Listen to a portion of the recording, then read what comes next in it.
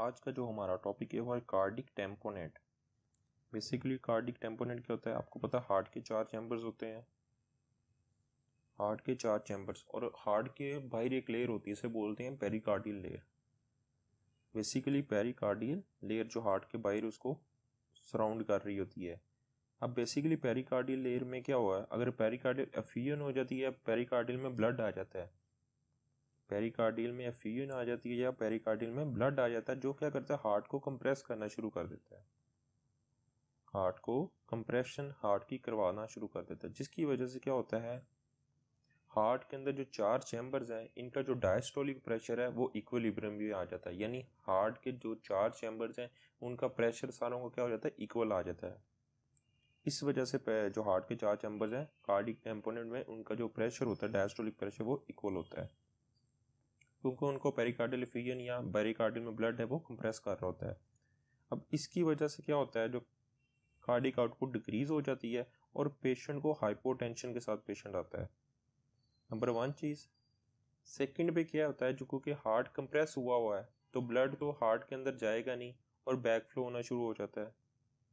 Blood क्या होता है, या तो बैक फ्लो होता है और difficult to move in heart के अंदर जाने में उसे दिक्कत होती है, क्योंकि हार्ट प्रेस हो रहा है पेरिकार्डियल एफिजन या ब्लड की वजह से, जिसकी वजह से क्या होगा पेशेंट की डिस्टेंडेड हमें नेक वेन्स नजर आएंगी। वो क्यों आती हैं, क्योंकि पेशेंट का जो जुगुलर वेनस प्रेशर वो इंक्रीज हो जाता है। इस तरह जेवीपी रेज होता है। थर्ड में क्या होता है, क्योंकि पेरिकार्डियल एफिजन ब्लड पड़ा हुआ है तो हार्ट का जो साउंड है एस्कुल्टेशन पे हमें मफल्ड हार्ट साउंड सुनाई देगा। तो बेसिकली इसको कहते हैं Beck triad. Number 1 JVP raise कैसे होता है, जेवीपी इंक्रीज जेवीपी हाइपोटेंशन और auscultation on muffled heart sound पे हमें सुनाई देते हैं। तो ये हो गया हमारा बैक ट्राइएड। अब बेसिकली कार्डिक टेम्पोनेट में लिखा हुआ है कंप्रेशन ऑफ हार्ट की कंप्रेशन होती है किस वजह से, फ्लूइड जो पेरिकार्डियल में ब्लड पड़ा है या फीन पड़ी है उसकी वजह से हार्ट की कंप्रेशन होती है, जिसकी वजह से हार्ट कंप्रेस होने की वजह से कार्डिक आउटपुट डिक्रीज हो जाती है और उसका जो एक डायस्टोलिक प्रेशर है हार्ट के तमाम चैम्बर्स में इक्वल हो जाता है।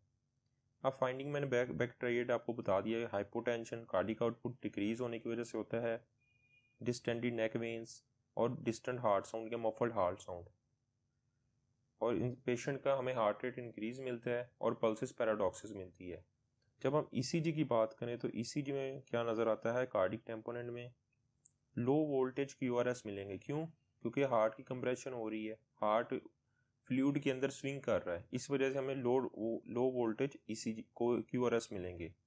हार्ट क्या हो रहा है, स्विंग कर रहा है फ्लूइड के अंदर।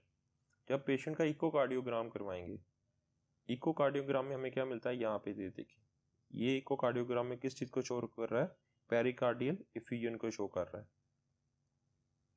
इकोकार्डियोग्राम पे हमें पेरिकार्डियल एफिजन और सिस्टोलिक और डायस्टोलिक क्या मिलेंगे, सिस्टोलिक राइट एट्रियम कोलैप्स मिलेगा और डायस्टोलिक राइट वेंट्रिकुलर कोलैप्स मिलेगा।